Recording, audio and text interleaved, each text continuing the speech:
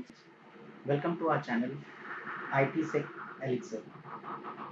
So today we are going to know what is ransomware. Ransomware is a type of malicious software, malware that threatens to publish or block access to a data or a computer system, usually by encrypting it until the victim pays a ransom fee to attacker. In many cases, the ransom demands comes with a deadline. If victim doesn't pay it on time, the data is gone forever. With each passing year, we get new families and new improvements, along with a growing pile of victims who had their data and systems held hostage. It bugs many of the threats that other malware families thrive off. In fact, the key to ransomware success is its simplicity. It's not trying to be quick or graceful. It just looks up systems and demands money to unlock them. It's that simplicity that has made a ransomware one of the top threats to the enterprise today. How does ransomware work? The victim acquires ransomware from email, exploit, or worm. The ransomware malware contacts the attackers CNC server and downloads a public key. Data is encrypted and a ransom note provides ransom fee instruction. After the ransom is paid, the attacker sends private key to decrypt the data. So in this, we have mentioned CNC server. So exactly what CNC server is. CNC server is nothing but a command and control server.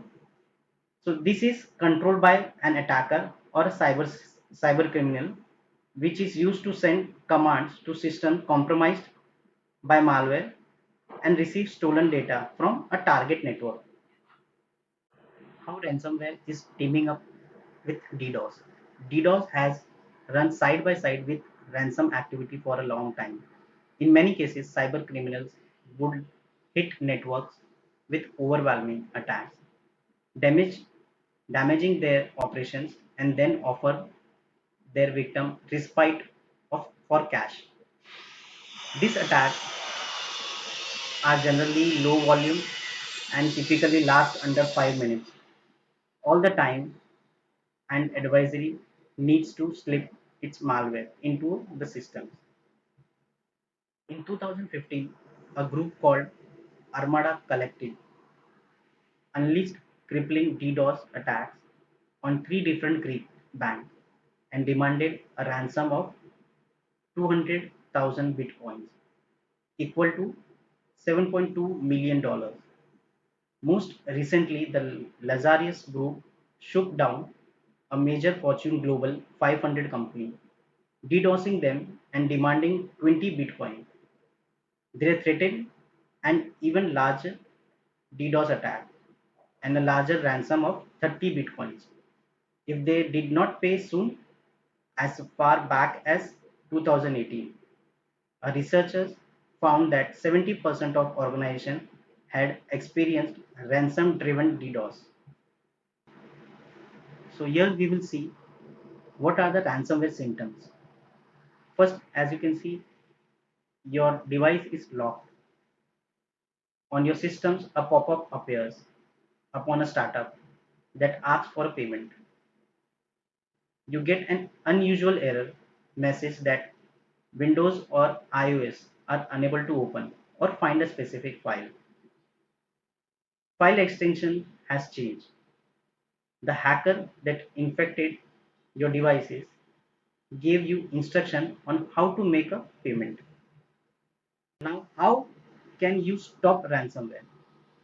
Strong endpoint antivirus, email security, web filtering, perform regular vulnerability scan, keep your systems updated with latest patches, security awareness training, data backup and recovery. Now we'll know types of ransomware. The maze. The maze is the most infamous ransomware threat to enterprises all over the world.